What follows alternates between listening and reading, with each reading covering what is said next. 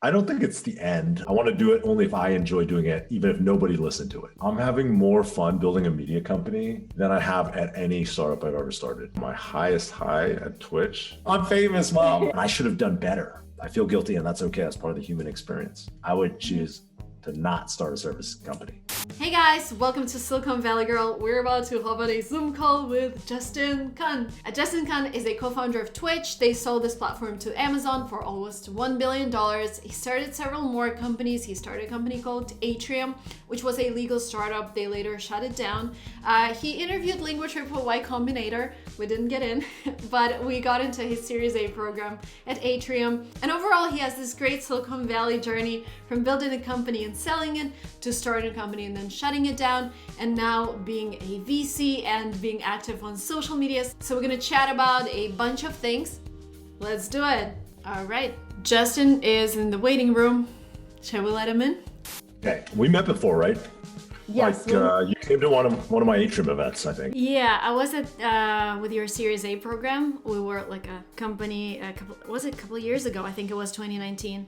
And then actually the first time we met was in 2015 when you interviewed us for Y Combinator. That was like our first week in Silicon Valley. We were invited by 500 startups, and then we also got an invite from YC. And that was like a life-changing week.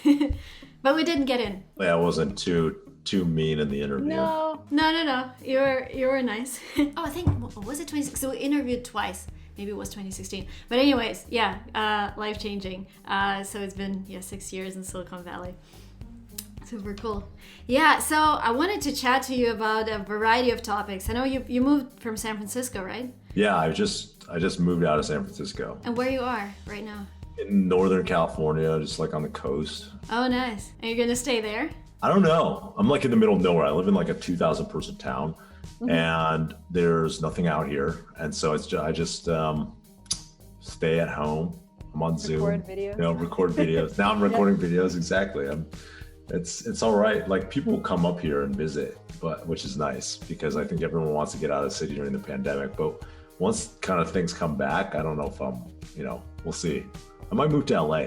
LA, not back to San Francisco or like Silicon Valley. I don't think I'm going to move back to San Francisco because I think the interesting thing is, with the pandemic, it's really unlocked remote work. I can invest from anywhere. I can meet people from anywhere. I feel like, people connect online now. It's like, okay, that's fine. It's not quite as good as in person, but it's a pretty 90% substitute. And so there's just so many other places in the world I'd like to live, Do you think it's the end of Silicon Valley then? Or what do you think? I don't think it's the end. I think there's always, I hear young people about like who are, young founders who are like, I want to move to San Francisco. I talked to one, I talk to them regularly, actually, like people who are just starting off and they want to move to San Francisco because they still want that serendipity and it is where the action's happening. That's one thing. And then the second thing is I think all of the FANG companies, the Facebooks and Googles, like the executive layer of those companies is going to want to be close to headquarters. Mm-hmm. So they're going to be in the Bay Area and in San Francisco. Mm-hmm, mm-hmm.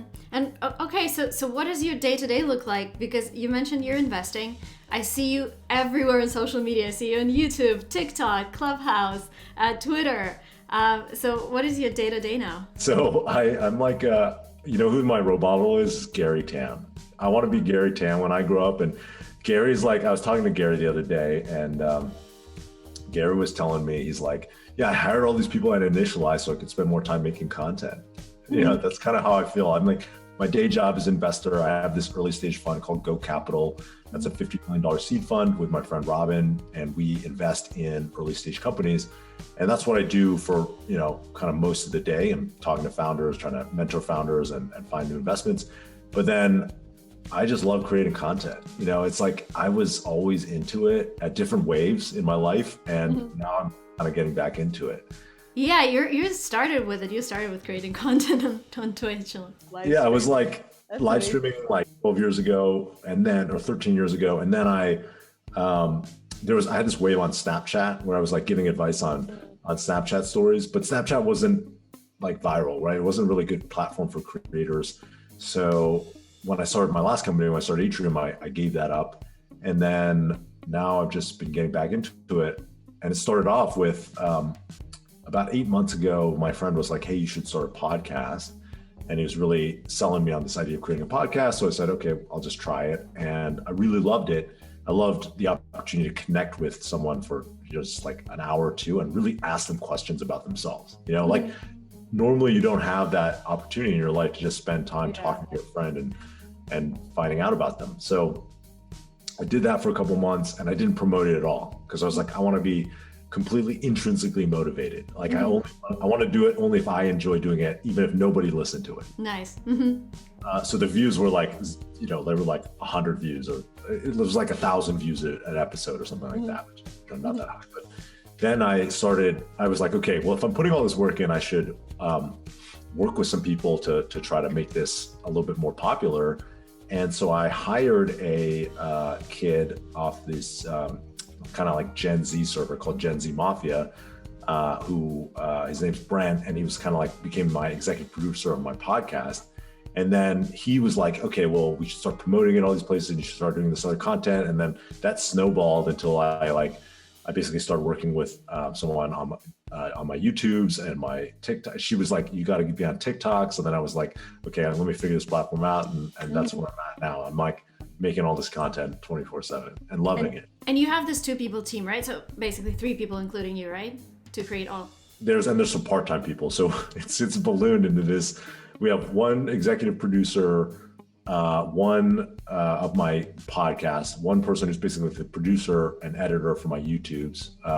And then I have someone who's working on my newsletter content. So we started a newsletter, which is the content for the podcast. Yeah, I've seen that as well. Yeah. And then we have like an editor for the like audio and video content, like actually 2 people who kind of like freelance part-time edit. So you're like building a media company, right? I know. Yeah. Now I've accidentally backed into it. And you know what? I'm having more fun building a media company than I have at any startup I've ever started. Wow. It's so weird. It's because people would say, oh, it's not scalable. It's not like a product company. It's not like a tech company. I don't care. Like it's so much fun. Maybe because it's just you, because you don't have investors, right? Any co-founders. It's just you having fun. Yeah, just me having fun. It's I get to work with people who I love to see. I've done that in the past, but I picked really great people to work with, and we built this little community on Discord where we have like people who come in, and it's almost like the podcast is becoming community driven, where we'll let our community watch live, and sometimes they ask questions and they help me with like figuring out what questions to ask. And so it's just like a really fun vibe, like it feels a little bit like the early days of Justin TV, where I was like working with all my friends and we were just experimenting, and it's kind of like we were just seeing what would happen, without this like end goal in mind of like, oh, it's going to be this. Yeah, that's amazing. And are you missing something? Like, because I've been in this creator space for like also 6 years, and I realized that creators are new entrepreneurs, and because I have a school for YouTubers, I see them struggling. Like they struggle to hire people because they've never done that before. And I'm also looking for like opportunities in this space. Do you see like anything what creators are missing, what you as creator are missing? Oh, like tools wise? Yeah, like platforms and stuff. Mm-hmm. So it's cool to see, it's interesting because I'm also with my investor hat, I'm like, I want to invest in tools and software and businesses for the creator economy. And there's this explosion of them. You've seen like Legion sort of fund to invest in these companies. And, there's companies like, that are doing the finance side. There's companies that are, Stir is one, and there's one called Carrot that's like a bank or like a credit card. So that's one side, and then the people are doing like, my friend Walker started this company called Fourth Wall, which is like a Shopify for creators, where people can kind of create a storefront, and so I'm seeing all of these different tools, and it's cool because like now I can evaluate it as like the customer and then also as the investor, so it's a little bit of a crossover to my day job. So what do you think will be the next big thing in creator economy? This is one of those ones people are going to go back to, and they're going to be like, you were wrong. Yeah. But I think, so I definitely think storefront and like having a master storefront for how to engage your you're a creator, your fan base. Like what I like about what Fourth Wall is doing is that they have, it's not just the buying stuff, but it's also like you can leave people personalized notes, right? Like when somebody buys something, I can send them back a video that says, like, hey, thanks for buying, the hat or whatever. Hope you enjoy it. So it's almost like combined with Cameo, something like that. And then also has like donations built in. And so there's I think something that's like a website is like for creators is interesting because, I've been building websites on the internet for a long time, and there hasn't really been something specifically for that, like there was for e-commerce, Yeah, that's true. And so, just to wrap up this section, like, what does your day look like these days? How much time you spend on social? How much time you spend chatting to founders? If I tell my LPs are gonna be like, "What the fuck?" when I answer this question. Like, so let's see. I'll look at my calendar right now. I spent. Let me try to be honest about this instead of like what I think the answer is. So. This last week, it looks like every day I probably spent 3 to 4 hours talking to founders or companies, maybe 3 hours on average talking to companies. And I'll probably spend 2 hours making content every day. So it's like 6-hour workday, right? Yeah, well, somehow it seems longer than that. It's probably like 8 hours. And then there's probably 2 hours of like other stuff. Like that was like 3 hours of talking to new founders, 2 hours of content, and then probably 3 hours of just like talking to other people who aren't founders, like other investors and like lawyers, accountants, like all the administrative stuff around running a fund, and helping me. There's some of that is like helping portfolio companies as well. But a significant amount of the day, probably a quarter of the day, I'm making content because I don't know, I love doing it. Me too. Yeah, it's my favorite part of the day.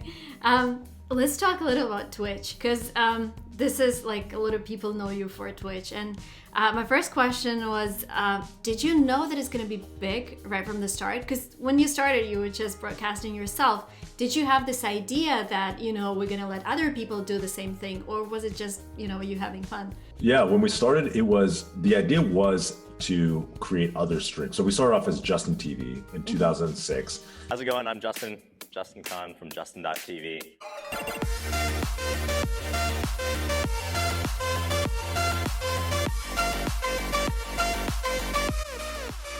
And the idea was, before there was YouTube Live or Instagram or Twitter, we were like, we're going to create a reality show about the 4 founders. I mean, from my point of view, so I was kind of carrying the camera around, and we're going to do a 24/7 live stream. And it was called Justin TV because it was like me, but it wasn't just supposed to be me. It was supposed to be, we'll add different people from different walks of life, and, people will see their lives. And we did not think we had an idea it could be big. I think our core insight was people are interested in other people. They want to see other people, learn about other people's stories. I think that's why YouTube's so powerful, or TikTok or Instagram or any social media. So there was some kernel of insight into that, but the problem was 24/7 is not interesting, right? Like most people are just doing boring stuff 23 hours and 50 minutes of the day, and there's 10 minutes maybe that are interesting. And I don't need to tell you, for like your YouTube video, you probably film an hour of content of filming to get down to like 5 minutes of content, Yeah. And so you need editing to make it interesting, and that's the part that we were kind of missing. So we didn't know how big it would be, but eventually, we rolled it out as a platform for anyone to broadcast live, and it became very popular, a top 250 website in the world. And then from there, that's when we really identified gaming and turned it into Twitch. And when we were working on Twitch, it was very contentious internally. By that time, we were like a 25-person company. It was a real company. We were making, millions of dollars in revenue, but it wasn't growing anymore. And so we were like, okay, we need to do something else. And Twitch was this idea that my co-founder Emmett had. He was like, we should work on the gaming content because that's what I like. And the big debate internally was like, is this big enough? Is gaming something where, it can support a big company?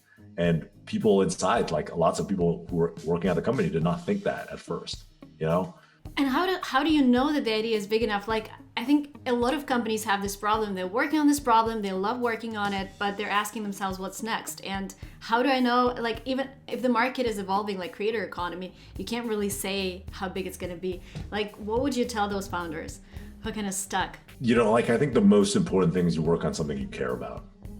Number one most important thing is you got to work on something you care about. And the reason that's important is because if you don't work on something you care about, you're going to give up, you're going to burn out. And what's the market? What if the market is too small? I mean, you're like getting these responses from investors or whatever. You don't believe that the market can be big. Well, I mean, that we first of all, anything that I actually cover this in my latest YouTube video, it's like things that seem small, if you put them on the internet, they become big. Like there's almost no industry on the internet that they can't make you a millionaire if you just work on it. I really believe that. Now, it might not be venture scale, like multi-billion-dollar company, but like people may become millionaires on, you know, making like widgets for like one thing, you know, fidget spinner. Oh yeah, that's crazy, right? Yeah.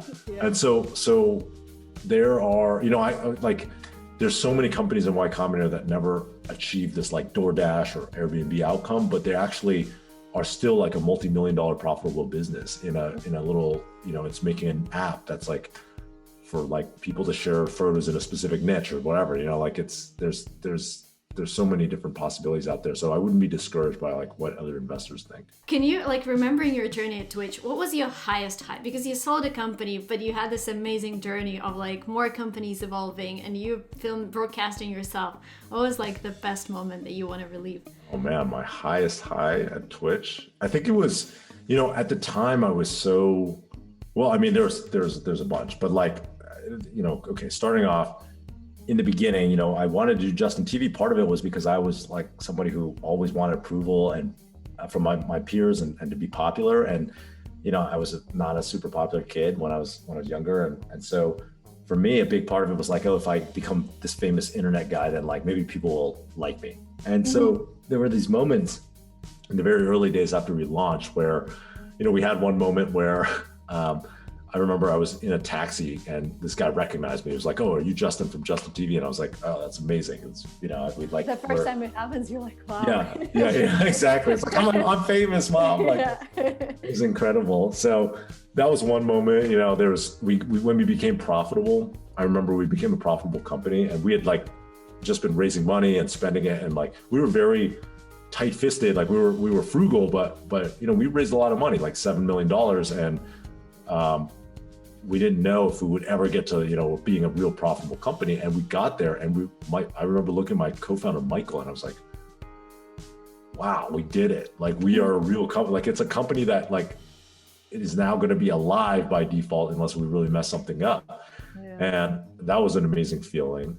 And then there was this feeling I remember when I heard the deal that we were gonna do. Like, Emmett first gave me this, like, before we were gonna sell to Amazon, we got an offer from Google. Yeah, I watched that video. Gonna leave all the links below. Yeah. Yeah, so like at 850, it was at $850 million and $150 million in retention. I remember Emmett calling me, and I'm in an office, and I fall on my knees, and I'm just laughing at that amount of money. I'm like, that is insane. You know, like it's like, it was incomprehensible at the time. So. And you haven't given up too much equity, right? No, we gave up a lot. People think it's like they're like Justin's a billionaire from this, but no, we gave up a lot because we had done all these rounds of fundraising. We weren't very good fundraisers, and we also had 4 co-founders. You know, so like. And there are also taxes, right? It's like there's a lot of taxes, a lot of taxes. Yeah. So you know, I mean, but the point is, like, we made a lot. You know, it's like we never have to work again ever, you know, if we don't want to. But I mean, everybody's gone on to do things they love to, you know. It turns out working and kind of building interesting stuff is, in a way, its own reward. So, you know, we've continued doing stuff. And when you continue doing stuff, do you ever have this fear that, you know, Twitch was the biggest thing I've ever built in my life? What if I never come up with an idea that is as big as Twitch? I used to have that feeling. I used to have that fear all the time, actually. I used to think like, oh, that's like, I have to do it bigger. Because, like, you know, your story, my progression should go up and up and up. And I think it's only recently in the last couple of years that I released that, you know, and I think that's what's letting me enjoy my media company so much, is like, I don't have any expectations. Like I would love for it to be able to pay for the people who work on it, so I'm not losing money. How were you able to let it go? Through, because you were meditating, like, right? You were doing a lot of. Yeah, it was like a lot of meditation. Like, so what happened was when we met, you know, the last time was I was working on Atrium, and I'm building this big company with big expectations. We were $75 million, right? Like with, you know, in the first 18 months. So that's not nothing. It's that's a lot. People gave me a lot of credit, and I was like, okay, I'm going to build this thing. And then it stopped, things weren't going that well. And I was so wrapped up in it, and I was like really torturing myself. I'm like, what did I do wrong? I should have done this. I should have done this. I should have started a different company. I should work with different people, whatever. I was like blaming the whole world except for myself, right? Like, and I was like, this is not sustainable. Like, why am I so stressed? Like, if I am feeling this way right now, then, it doesn't make any sense, because objectively, if this company fails, which it did, I can go back to being an investor, which is a very nice job to have, right? And is what happened. And so it didn't make sense to me conceptually, but then I was looking for a solution, and I started meditating. I was like, okay, I'm gonna meditate and just see what, as a stress relief. And so I started meditating, and I ended up, it worked. So I felt good about it. And then I just kept doing it and built a consistent habit. And eventually, that's kind of the start of how I was able to let go of some of these, the compulsive need to be for the outside world to be a certain way. Because that's the main problem, I think, with people here in Silicon Valley. Like, you're in this buzz where somebody raises around, somebody starts Clubhouse, so there's this and that, and you're working in your company, but you only have 2 or 3 major breakthroughs in your life, and it doesn't have to happen every day. But yeah, it's great that you're over comparison. Yeah, comparison is the thief of joy. It's I love that saying because it's so true. And I used to compare myself all the time. People think they probably compare themselves to me, and they're like, oh man, that guy, he's only 37, or maybe he's very old, but he's so successful or whatever. If I just was able to create a company like Twitch, I'd be happy. But I sold Twitch, and then I was looking at my friends who started Dropbox or Airbnb, or one of my friends is, the founder of Coinbase, and they're going to go public this year, whatever, some insane valuation. And I'd be like, man, I should have done better. I should have done better. I should have kept going. I should have done X, Y, or Z. And it's so easy to get caught up in that, So for me, that was something I was always, torturing myself about that. And I think letting it go was kind of the most important thing I've ever learned in my life, really. Yeah, I think it's very important for every entrepreneur out there. And can I ask you a little about Atrium? When you decided to shut it down, was it because you lost motivation? Because I also feel I saw this tweet that you retweeted from someone who was telling startup founders, you can't shut your company down because this is who you are. And then you're or you posted someone who said it's completely wrong. You can't just rely on your company all the time. So was it because you thought that your energy could be better off somewhere else, or what was the main reason? I did have an obligation to really try my best to bring it home. And so we spent there were some serious problems that kind of happened throughout the 2019 year, where we had a lot of top line revenue actually, but the margins were not that good, and they were actually terrible. And the things that we're trying to fix it were not working. Right. And so we were this is not, at a certain point, I realized it is not a venture scale business. We have a business that's, I'm basically subsidizing for this business to exist, but it wouldn't exist naturally. And the margins are not very good in it. And there's a pretty high attrition rate. So, to me, we ran out of ideas on how to make it work. And then we thought about pivots, but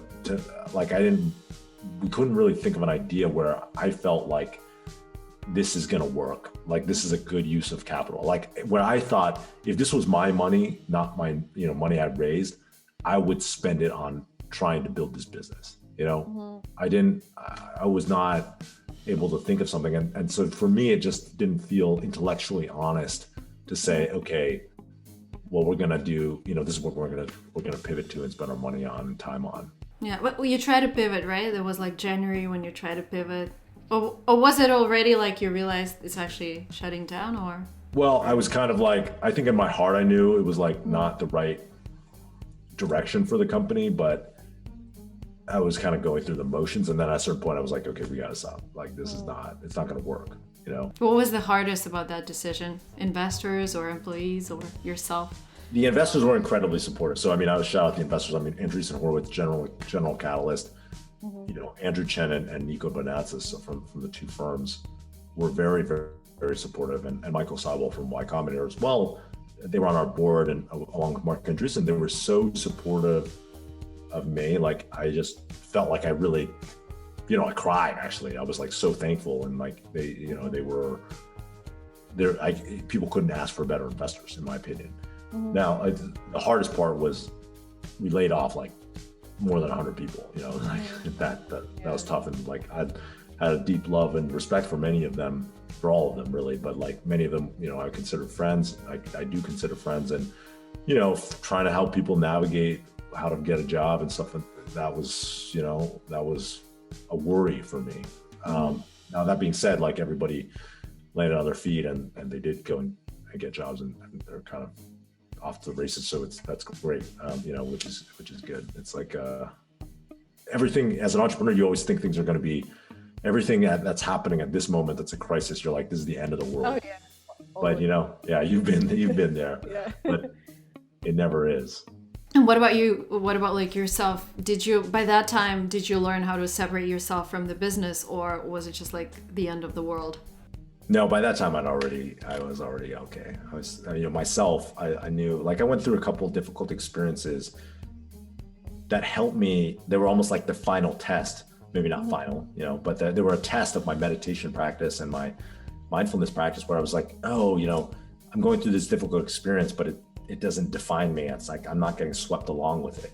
Actually a couple of months before we shut down, I got in this accident. I broke both my arms, and like, I said the motorcycle. What is it? Motorcycle or bike? Yeah, it was a bicycle. I do ride motorcycle. Well, not anymore, but I used to ride, but it wasn't a motorcycle accident. It was just on a bicycle. I flipped over the handlebars and I landed on both elbows, and bam, I like broke both elbows, and I split my lip here, like right here. It was like kind of busted open, and they I had to have surgery and this like long PT process. But every day I asked myself, like, do I wish things were different? And the answer was always no, because I felt like I was really able to be present with the experience thanks to my practice meditating, and I wasn't fighting against the experience. So when it came to shutting down the company, it was like another, it's just kind of another speed bump. I was like, oh, this is like a really tough experience. I feel bad. I feel guilty about laying off this number of team members, and I had all these emotions about it, but instead of fighting it and saying like, I don't want to feel that way, I was just able to sit with it and just be like, okay, I feel guilty, and that's okay. That's part of the human experience. That's so important. Yeah, I love it. I didn't have to fight against it, because my whole life as an entrepreneur, I always fought against difficult experiences. Like if I had anxiety about like, oh, how are we going to make payroll next month, or this company is going to crash and burn, because the traffic's not growing, I would like really, really not want to feel that way. And then I would drink a lot. Actually, was one thing, or I would just watch Netflix for like 6 hours at a time, like go home at like 8 p.m. and watch Netflix till like 2 and like just be in bed, And so I was always trying to escape. And for me, one of the most powerful things about meditation as an entrepreneur was the ability to be with my experience and not need things to be different at that moment. Yeah, that's super important. And do you think you will ever start a company again? Well, with Go, we are incubating some companies, but I'm not going to be the CEO of a company ever again. Like I'm a better coach now than I am a CEO. I've come to terms with that. And so, And can you, I saw you tweet about never starting like a service company again. Can you elaborate a little? Well, so service companies are fundamentally companies where you don't have leverage, right? You don't have operational leverage. So a service company, whether it's a law firm or like a commercial real estate firm or, accountant or whatever. It's like relying on selling the labor of individuals. And there's a couple problems. Like one is like the people who are selling that labor, they don't necessarily want to be more efficient, right? Because you're not incentivized to. So that's one intrinsic hours, problem. right? Exactly. When you're selling hours, that's your product. So, and then the second thing is like, it's just messy to organize that many human beings in a specific direction. It's a lot of work, and you don't have that much leverage. When you build a product, like if you build a piece of software and you sell it to 1,000 people, it's just, you sell it to the next 9,000 people. It's basically just as much work. Matter of scalability, right? Yeah. You have to scale the servers a little bit, that's it. But like, you get like so much more leverage. Whereas if you want to serve, if you're serving 1,000 customers at an accounting firm, and then you're scaling it up to 10,000, well, that's like 10 times as much work, Yeah.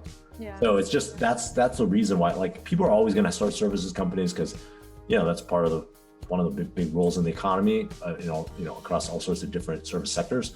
But if you're an entrepreneur and you're choosing, if you have a choice, I would choose to not start a service company. Yeah, completely agree. Because we had both parts, and now we like working on the platform part, not like the service part. Absolutely true. Yeah, I have a couple of like final questions.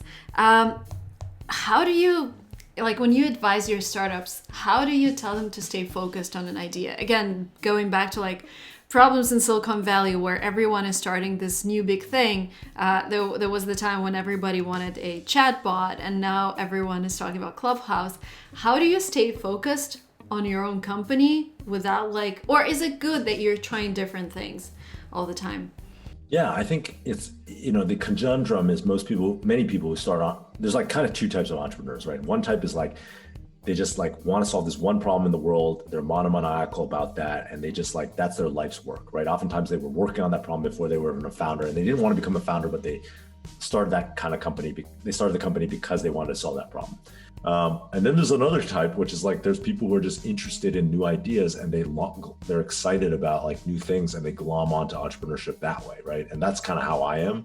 And so it's very easy for those types of entrepreneurs to get distracted by like what's coming, the next shiny thing or whatever's happening. And I think, for those people, there is a element of like it's like very hard to like chase a trend, right? Like the guys on Clubhouse, they were working on that before there was Clubhouse, and and they failed with something. They did something like Tinder, was it something like matching startup, right? And it failed. They did this thing called Highlighter years and years ago that was like a location-based kind of matching startup. And then they started this company, and they were working on podcasting software, and then it turned into Clubhouse.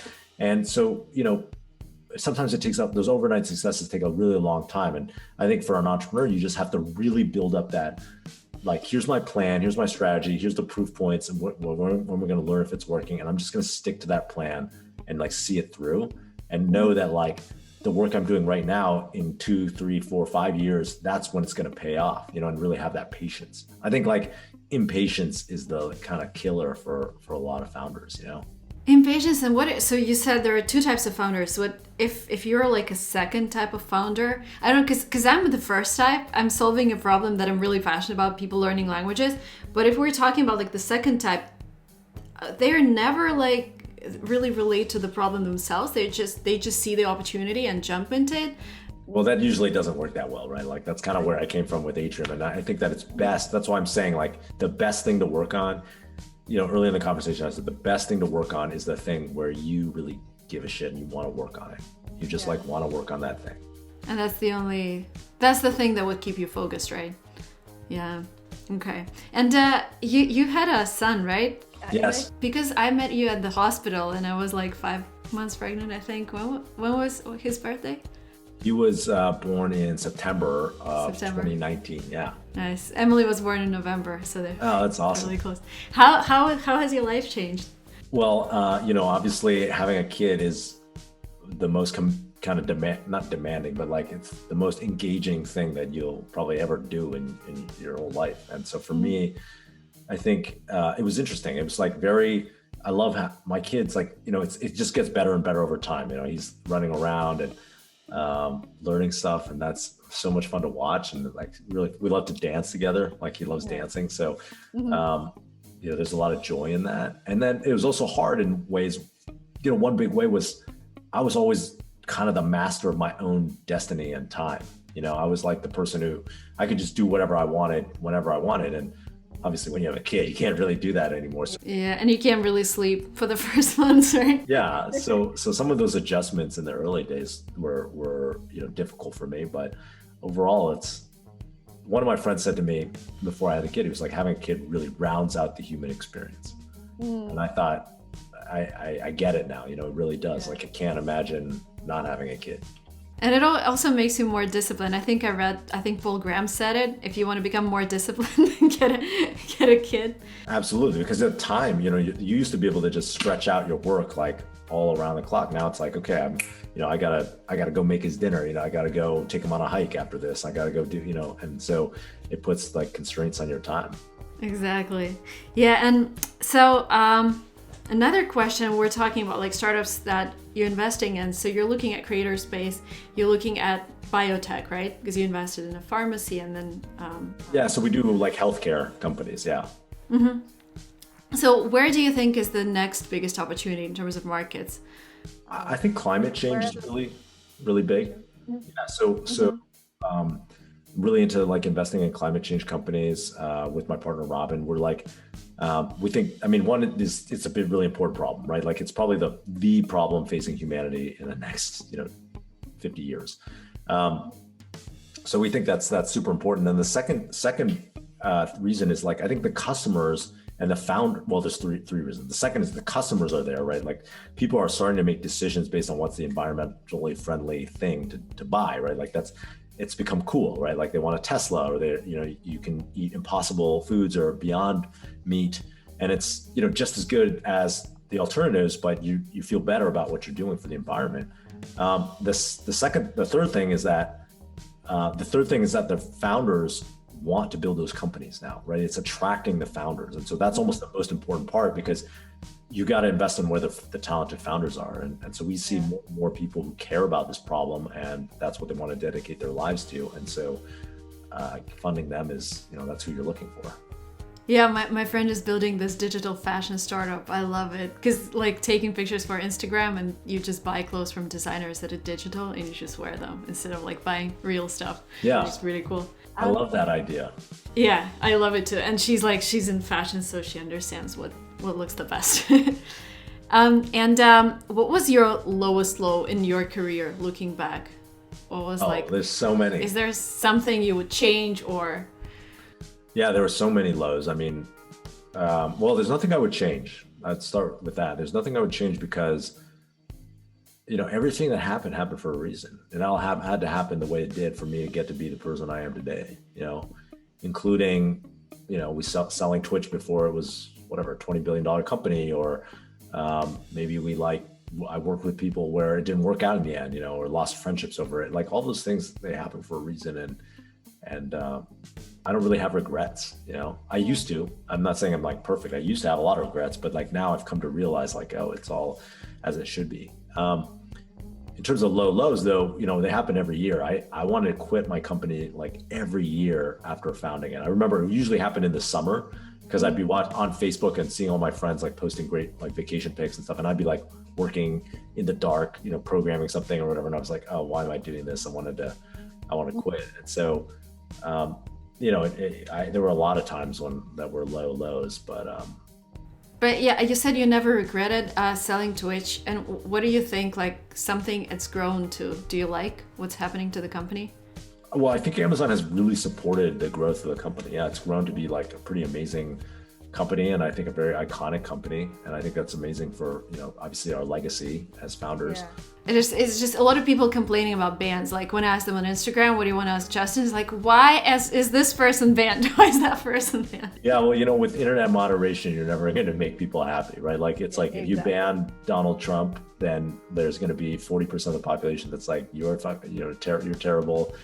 Like, and if you're, that's the way people feel about it. So, there's people who maybe have done stuff on the platform that, it's user generated content. So people do the whole range of human behaviors, and some set of them, Twitch, I'm not in control. Everyone's always on my YouTube, on my content. They're always like, why did you ban this person? I'm like, I have nothing to do with it. I haven't been at the company in 7 years, so I have nothing to do with it. And I don't even know what the answer is. But there is a team at Twitch who really cares, or is like implementing a set of rules that they feel like is going to build the community to be the best it can be.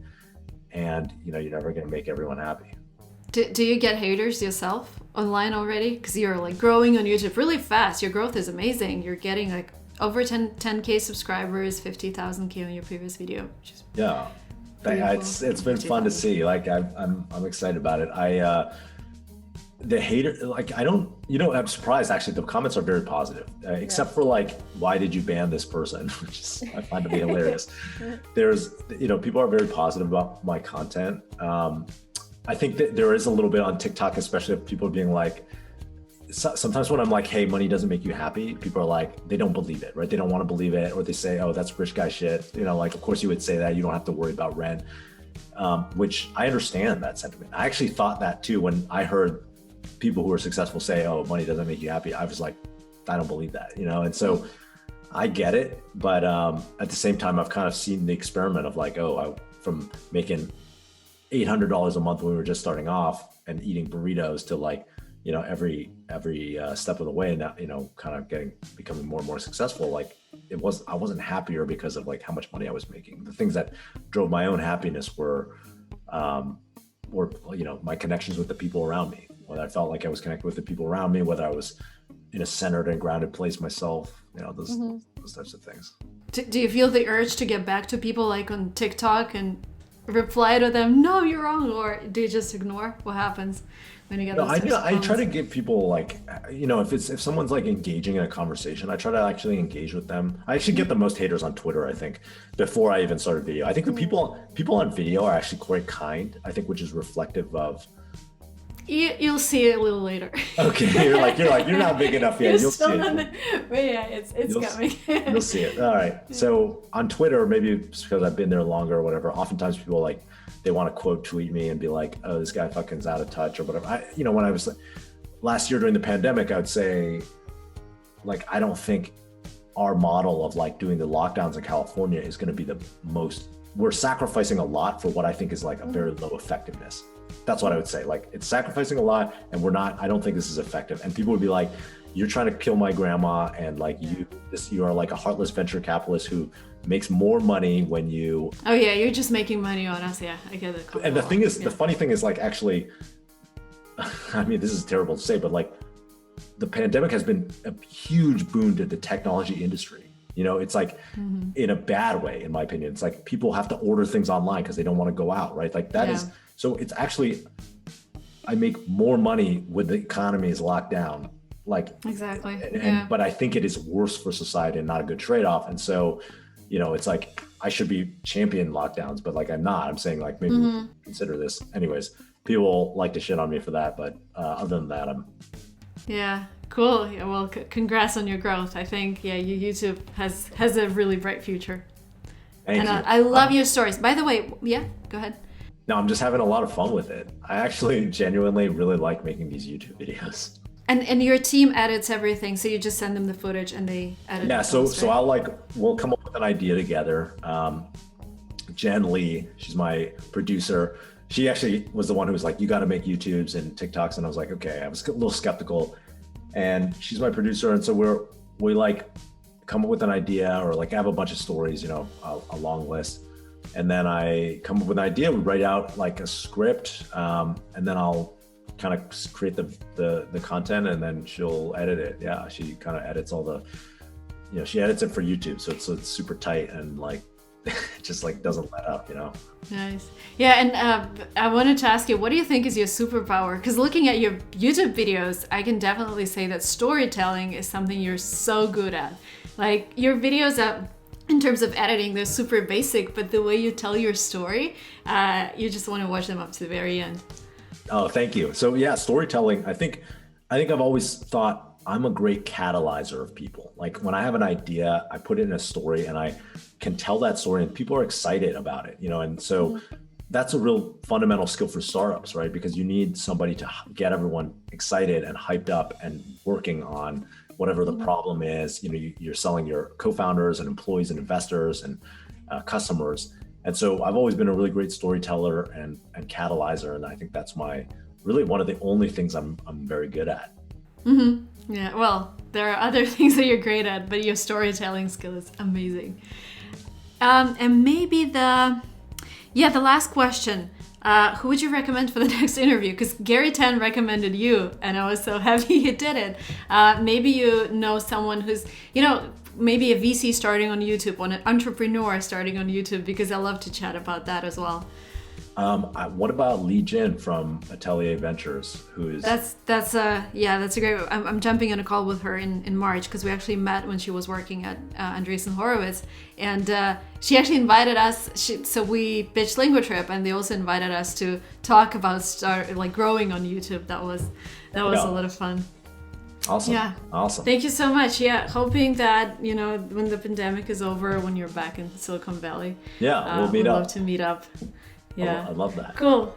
Bye-bye. Have a good one. Yeah, see ya. Bye-bye.